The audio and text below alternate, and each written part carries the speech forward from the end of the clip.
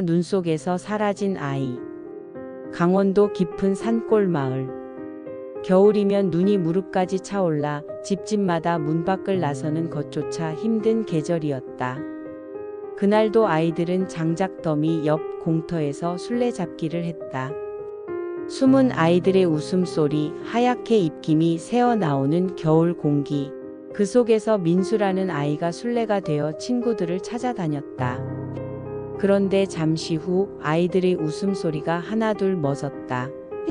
민수가 눈길을 따라 언덕 위로 올라가던 순간 하얀 눈 위에 또 다른 발자국이 찍히고 있었다. 아이들은 뒤늦게 그것을 보았다.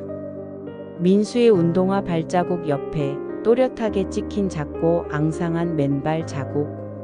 눈이 녹을 새도 없이 발자국은 끝없이 이어졌다. 민수야. 아이들이 불렀지만 그는 대답하지 않았다. 언덕 위에서 그 모습은 잠시 희미해지더니 눈보라 속에 삼켜졌다. 어른들이 수색을 나섰을 때 민수의 흔적은 이미 사라진 뒤였다.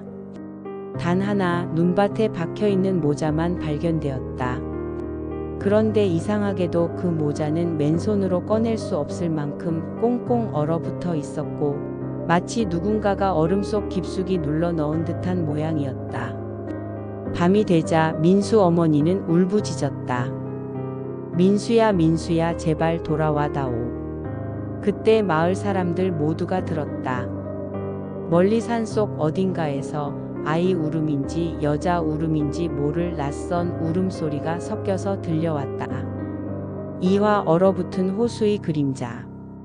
겨울이면 호수는 두꺼운 얼음으로 뒤덮였다. 몇몇 청년들은 낚싯대를 들고 얼음 낚시를 나섰다.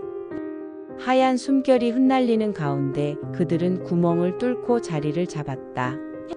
이런 날씨엔 고기가 잘 잡혀. 그래도 얼음 밑은 무섭다. 깊은 데서 뭐가 올라올지 모르잖아. 농담처럼 말한 순간이었다. 한 청년이 갑자기 얼음 구멍을 들여다보며 비명을 질렀다. 여자가 밑에서 웃고 있어. 다른 이들이 달려와 보았을 때는 단순한 검푸른 물결뿐이었다. 하지만 그 청년의 얼굴은 핏기가 사라져 있었다. 흰 옷 입은 여자가 손짓했어. 나한테 웃으면서. 동행한 친구들은 그를 진정시키려 했지만 그날 밤 그는 홀로 호수로 다시 나갔다. 새벽녘 사람들이 찾았을 땐 그의 낚싯대와 신발 한 짝만 얼음 위에 남아 있었다. 그리고 그 옆에는 분명히 찍혀 있었다. 맨발의 발자국 2줄. 그것은 얼음 위로 천천히 걸어 나가다가 호수 중앙에서 끊겨 있었다. 삼화 버려진 산장. 폭설이 내리던 날 등산객 2명이 길을 잃었다. 눈보라가 몰아치는 산길, 그들은 가까스로 낡은 산장을 발견했다. 문을 열자 삐걱거리는 소리와 함께 차갑고 눅눅한 공기가 쏟아져 나왔다. 내부는 오래 방치된 듯 어두컴컴했고 가구는 먼지에 뒤덮여 있었다. 벽난로를 발견한 2사람은 불을 피우려 했지만 장작을 집어넣으려던 순간 기겁했다. 벽난로 안쪽 벽에는 얼어붙은 손자국이 수십 개 찍혀 있었다. 마치 누군가가 안에서 필사적으로 두드린 것처럼. 이게 뭐지? 그때였다. 등 뒤에서 낮고 서늘한 속삭임이 들려왔다.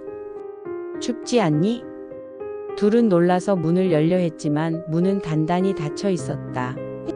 창문으로 눈을 내다보니 흰 옷 입은 여인이 산장을 빙글빙글 돌며 서성이고 있었다.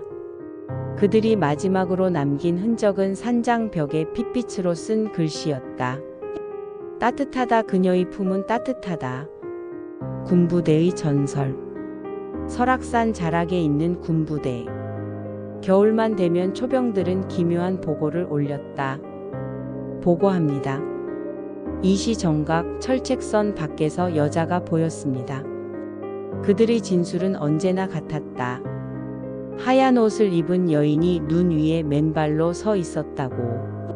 멀리서도 똑똑히 보일 만큼 창백한 얼굴, 그리고 움직이지 않는 몸. 조명을 비추면 그녀는 천천히 고개를 들어 초병을 바라본다. 총부리를 겨눠도 발걸음을 멈추지 않는다. 몇 해 전 한 초병이 그 여인을 따라 철책을 넘어갔다. 새벽이 밝았을 때 눈 속에는 총과 군화만 남아 있었고 발자국은 도중에 끊겼다. 대신 여인의 맨발 자국이 산 위로 이어지고 있었다. 군인들 사이에는 지금도 속삭임이 돌았다. 겨울 귀신이 초병을 데려간다.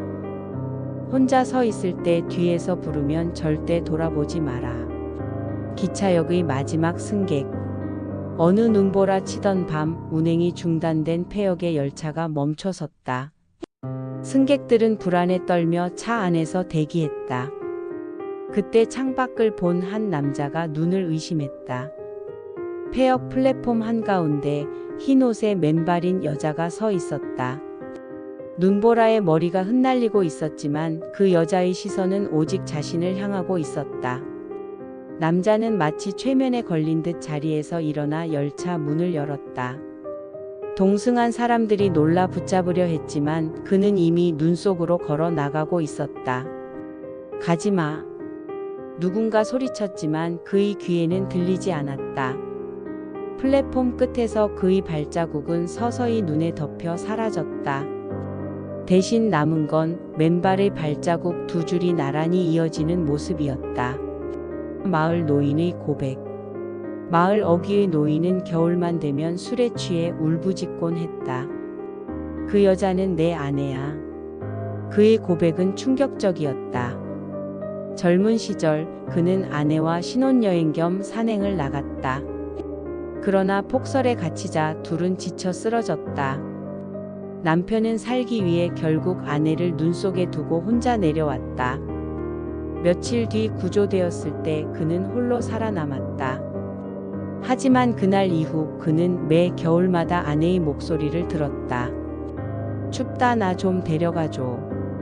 그는 울면서 말했다. 겨울 귀신은 내 아내야.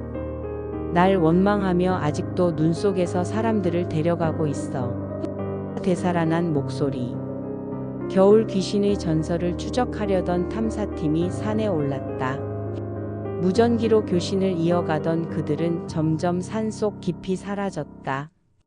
여기 무언가 있어, 여자가. 추워, 너무 추워. 마지막으로 들려온 목소리는 팀원의 것이 아니었다.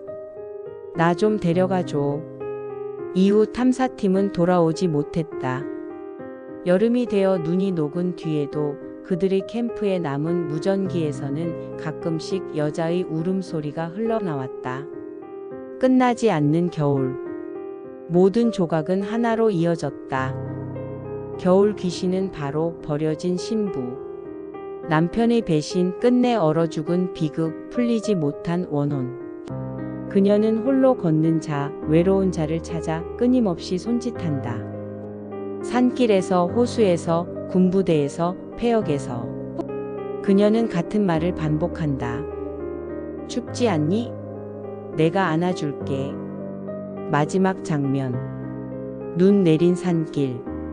한 남자가 홀로 걷는다. 그의 발자국 뒤에 서서히 맨발의 발자국이 겹쳐 찍힌다.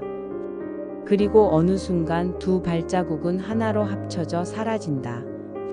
겨울은 다시 돌아왔고 귀신의 울음소리는 아직도 멈추지 않았다.